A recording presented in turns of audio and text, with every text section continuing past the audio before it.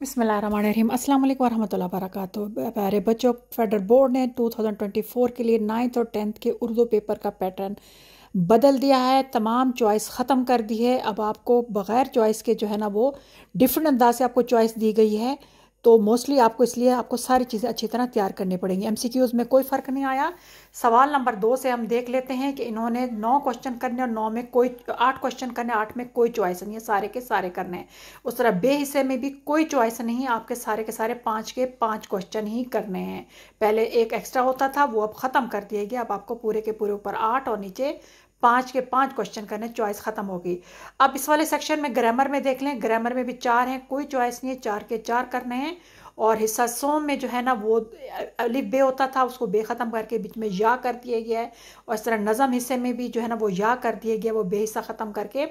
तो ये इसमें कोई फ़र्क नहीं आया, सवाई या के अलावा या अलिफ बे के अलावा बाकी चीज़ें वही हैं।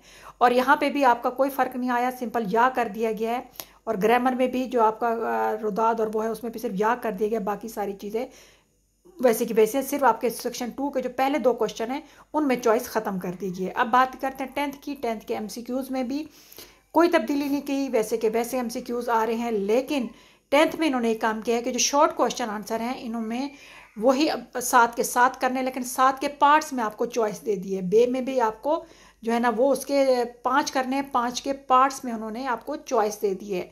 यानी अब आपको अपनी मर्जी से नहीं कर सकते, जो चॉइस हो उसके हिसाब से, अब या के हिसाब से करेंगे। उसके बाद जीम में देखें, ग्रामर में भी एक चॉइस कर दी है। उसके बाद बाकी चीज़ों में उन्होंने चॉइस ने अलिफ बे जो है ना ख़त्म करके उसको या करके चीज़ें वैसे रहनी दी गई हैं। और कहानी होगा या फिर दरख्वास्त होगी, उसमें कोई या नहीं, वो अपनी मर्ज़ी से देंगे। और मजमून में भी या है।